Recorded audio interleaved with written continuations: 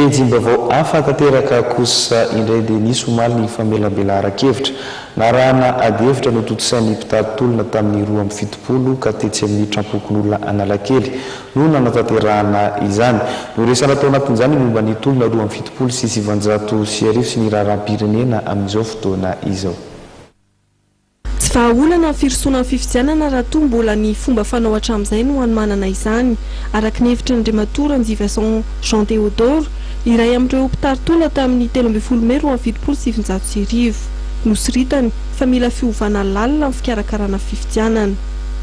Misy ny hoe andraso fifidiana re eny fifidiana tokoa feobaoka fetan-Andriamanitra.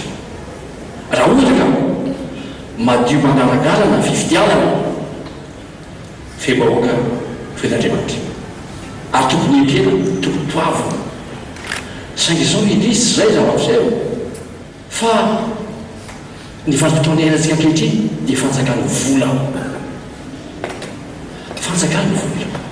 ary tsika rehetra miaina amin'izany indrindrindrindra ny vahoaka any ambanivohitra ny tsindrasonena fa ifampanjakana ny fampanjakana ny vola vahoakany na dia tonga saina aza rehefa vondry vanditrandro sy kely be loatra dia hoe anio matrapitso toy izay maty adoany io fihetsiketsehana etsy aloha io ne dia efa endrika itsinoa zasady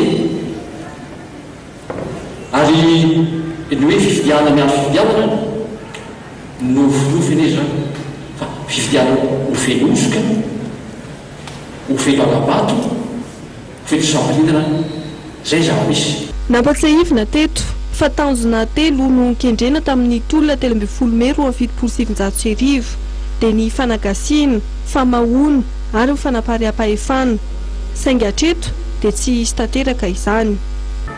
Tolona navita fa ny mpanatanteraka sy ny olona izay mitondra ny tany sy ny firenena no fotaka be. Tsy mieritreritra amin'ny tompontsony betsaka maro sy ilay hoe firenena izay nanomezana azy adidy sy andraikitra ka rehefa avy eo teo lazaina hoe tolona sy namboso tsy tanteraka dia olona miala many misy moa sasany rehefa tsy tafita izy dia lasa izy mandositra ny andazy na izy mandositra ny ireny zavatra izay no hitanareo fa hoe ahoana nampandroso ny tany sy ny firenena. Efa lasa loha hevitra mivony fampandrosoana ny tolona ny 13 Mey ary fanamby ny mpitarika ny tolona 2017 ny hamindra amin'ny fanilo any Tanora.